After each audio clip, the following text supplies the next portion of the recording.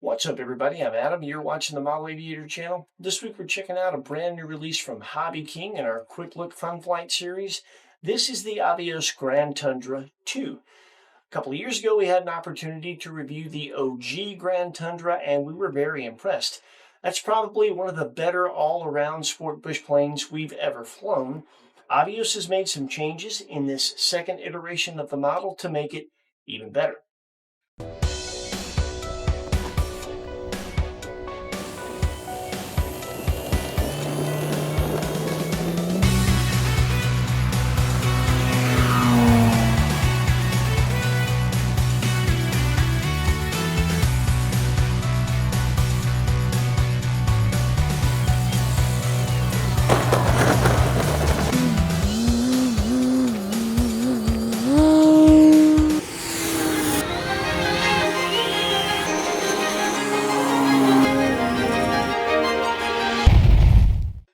The Grand Tundra is a decent-sized model. It has a 67.1-inch wingspan and weighs in at about 6.2 pounds ready to fly. So obviously a sanctioned flying field is going to be a safe bet for an airplane this size, but there will be parks and schoolyards and recreational areas that are large enough to accommodate it if the pilot has the skill to do so.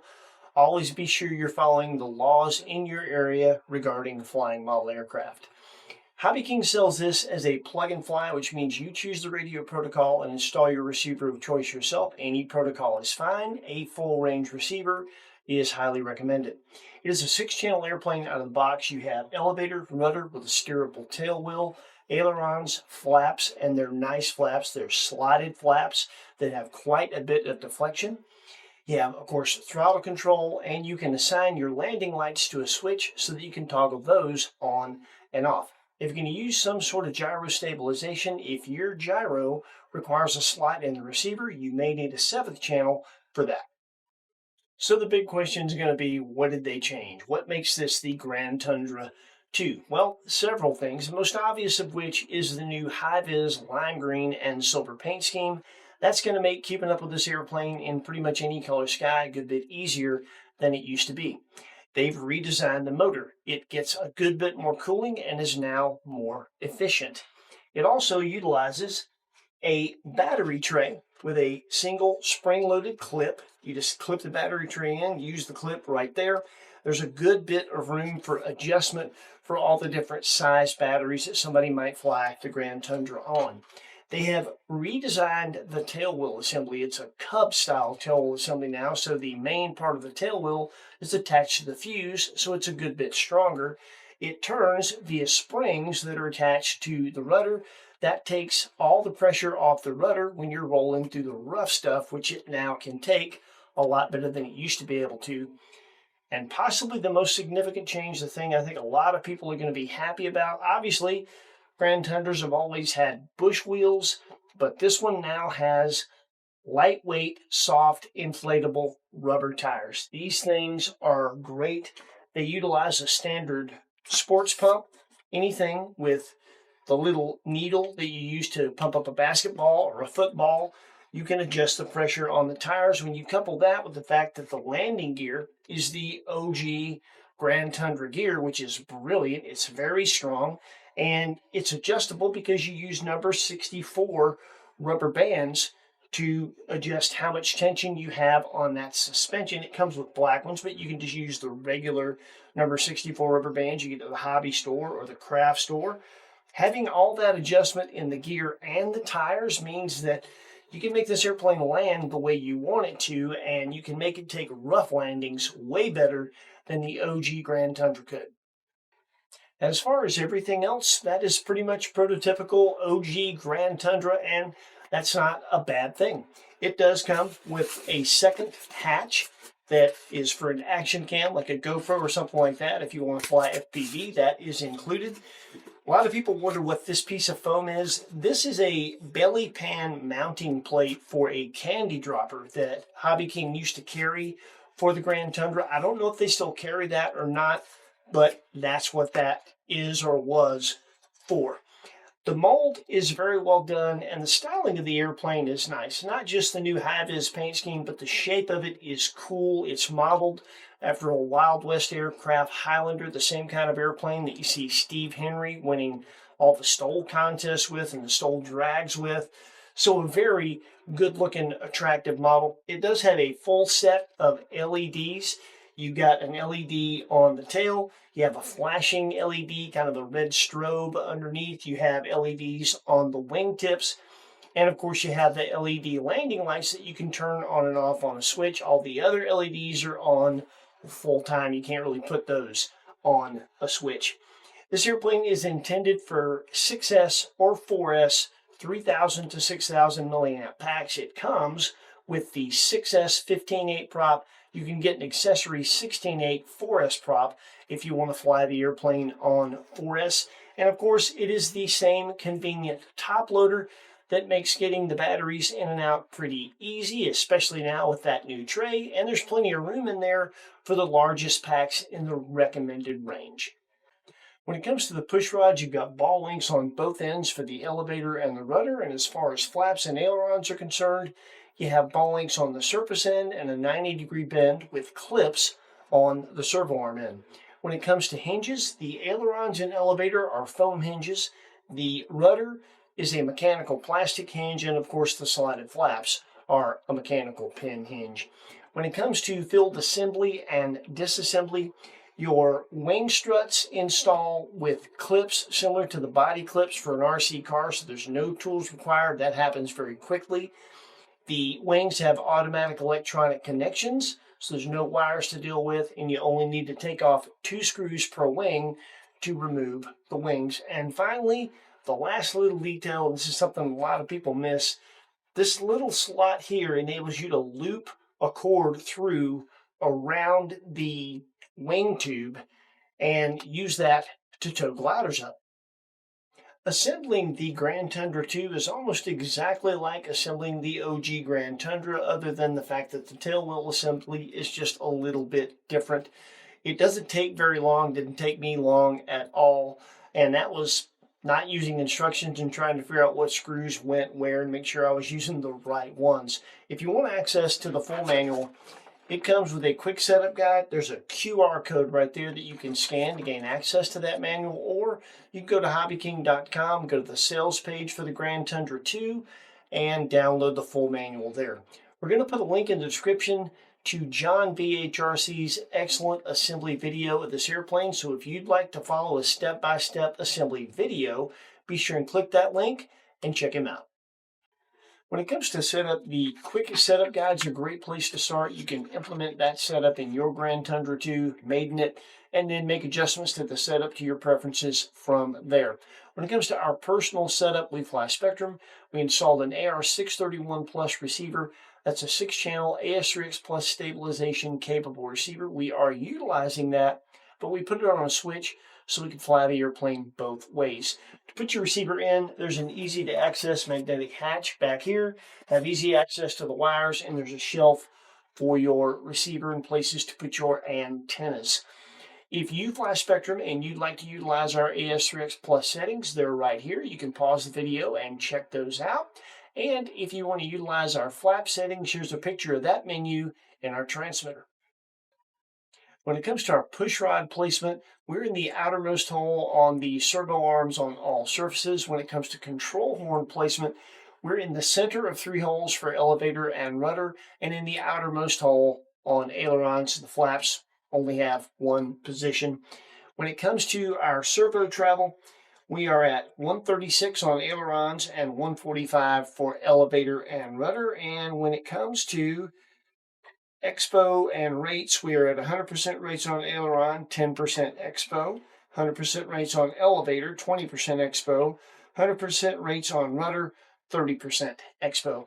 Our balance point is 70 millimeters from the leading edge of the wing at the root, measured straight back with the airplane right side up, ready to fly. To achieve that balance point, we're flying on a 6L 4000. This is a Turnigy heavy duty, and you can see we have it kind of towards the rear of the tray, but not all the way back. It's as far back as we can get it and still get the front strap around the battery.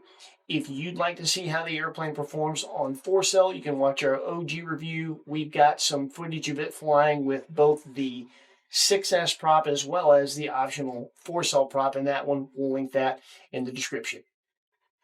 When it comes to flight characteristics, there's no better compliment that I can give the Grand Tundra 2 than to tell you that it flies like an OG Grand Tundra.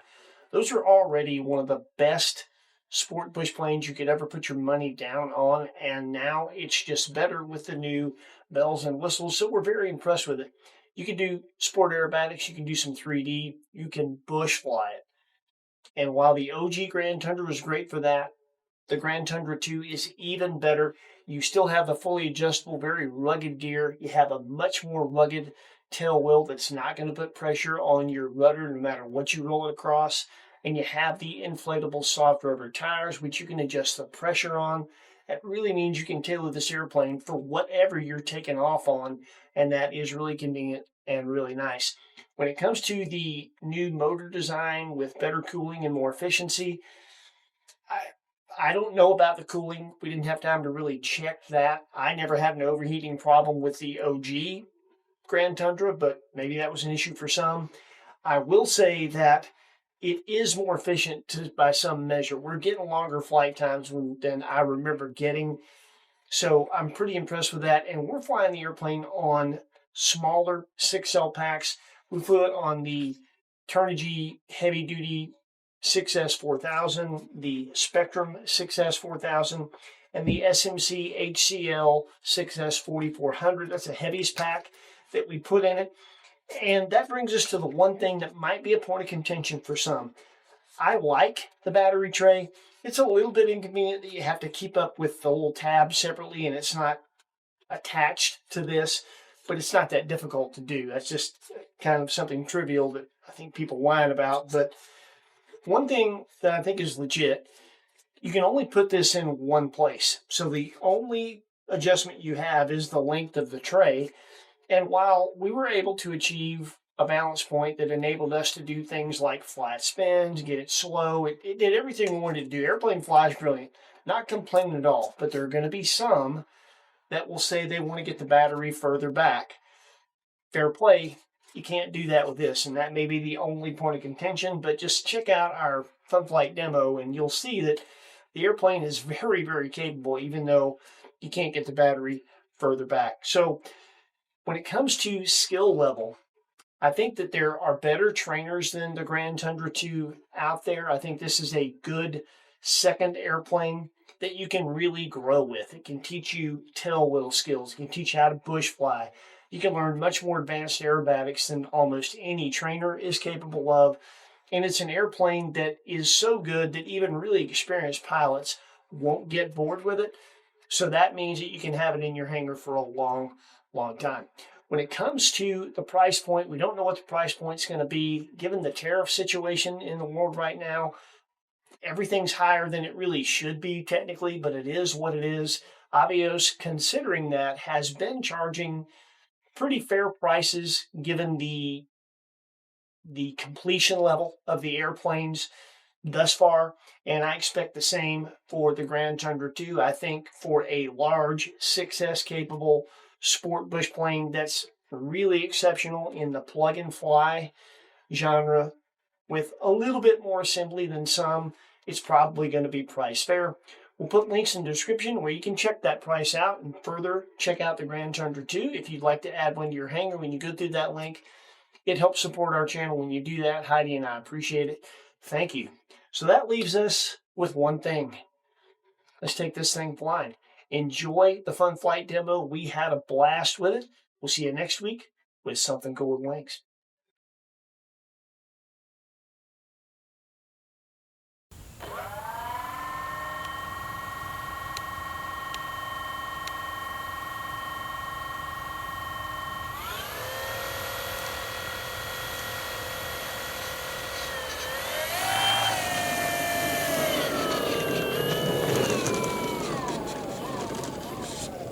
With the tail wheel turning utilizing springs, it turns tight enough, but it wouldn't hurt if it turned a bit tighter.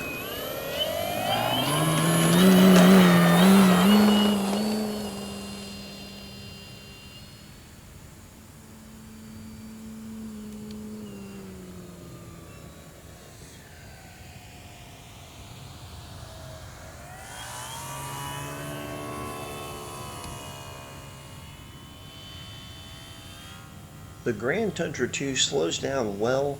If you really want to get it slow, I would use the smallest battery possible, maybe a 6L 32 or 3300, as far back as you can put it.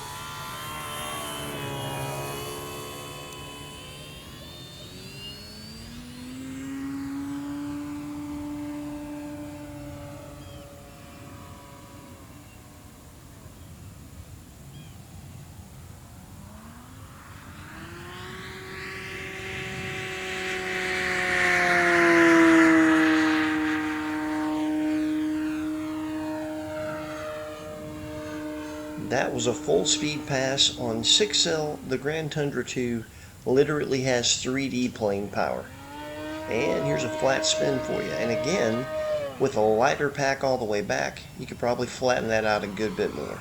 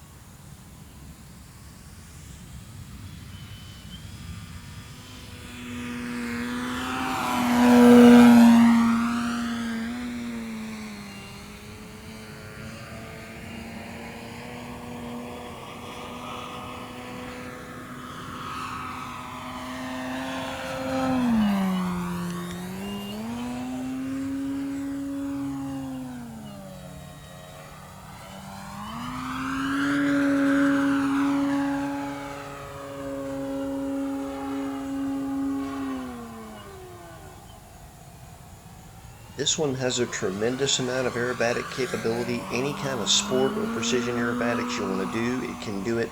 And it's capable of some XA and 3D.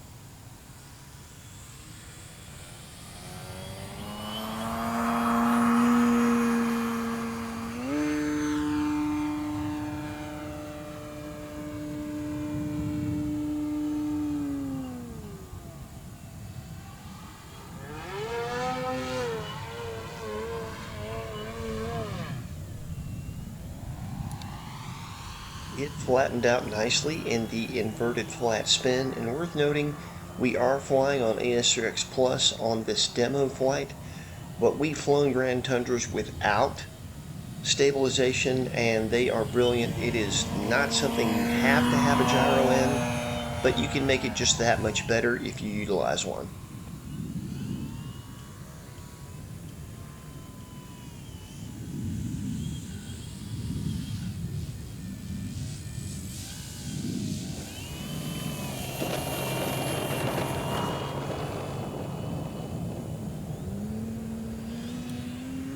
One of the nice things about the new inflatable rubber tires and their adjustability, coupled with that gear, and there's a random pinwheel for you, such a capable plane. But back to the tires, stay on topic, Adam. You can adjust those and the gear so that the airplane takes off and lands well from every surface. We had no trouble with pavement, grass, or gravel. And a lot of times with inflatable tires, it's hard to get them at the right pressure if you can't adjust the gear so that they don't bounce all over the place when you're trying to do things like one-wheelers.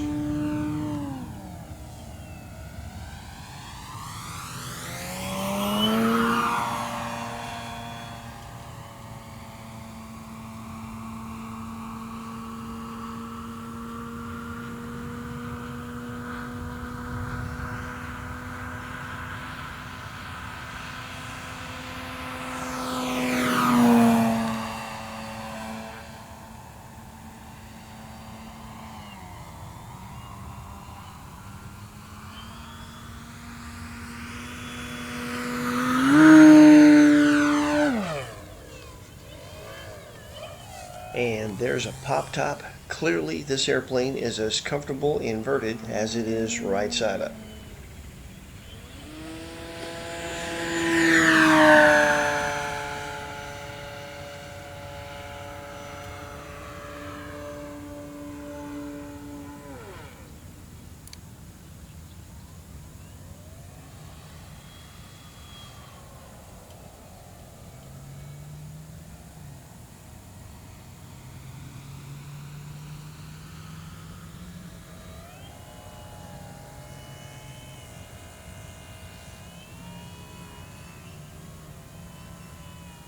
The Grand Tundra 2 can obviously handle STOL flying, short takeoffs and landings well.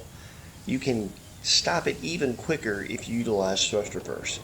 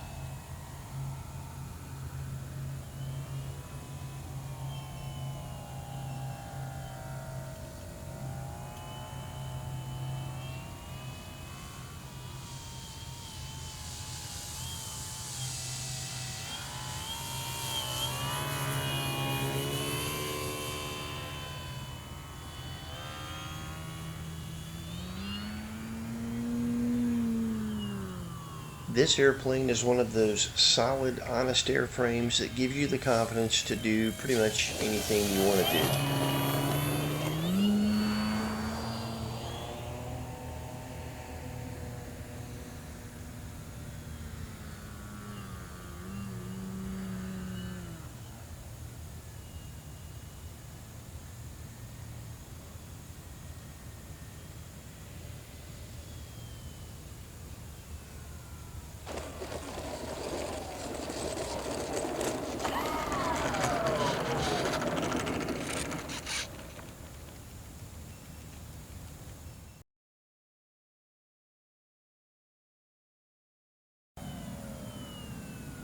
Here we're going to do a clean stall, and if you get cute, it will absolutely drop a wing clean, but if you neutralize your controls quickly like I did there, as you can see, it recovers instantly.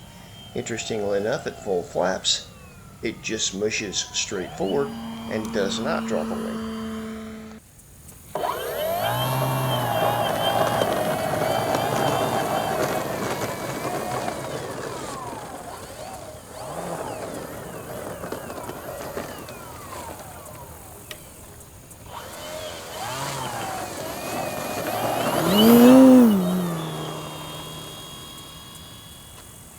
Here we're taking off and landing out of the gravel parking lot at our field at Fayette Flyers, and in case anybody's wondering, yes, we have permission to do that, and no one was there.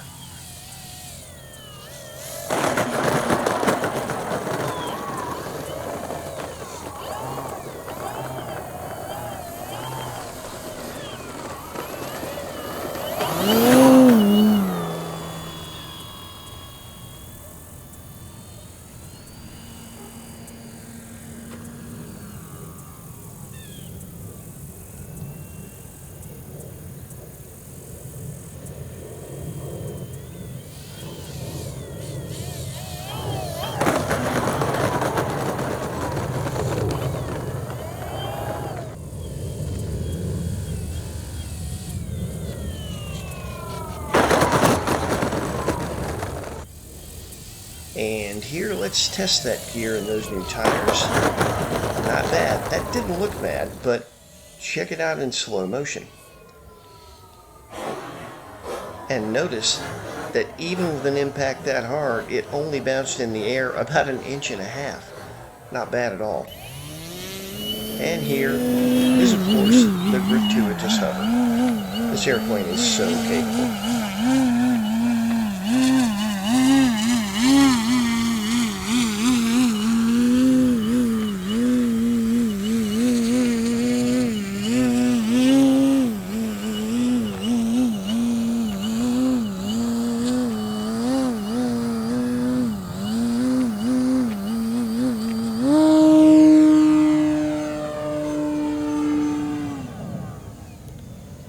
We truly have a blast flying the new Grand Tundra 2. If you just love sport bush planes, this is a must-have. Definitely one of the better options out there. Once again, happy flying. We'll see you next week with something cool with wings.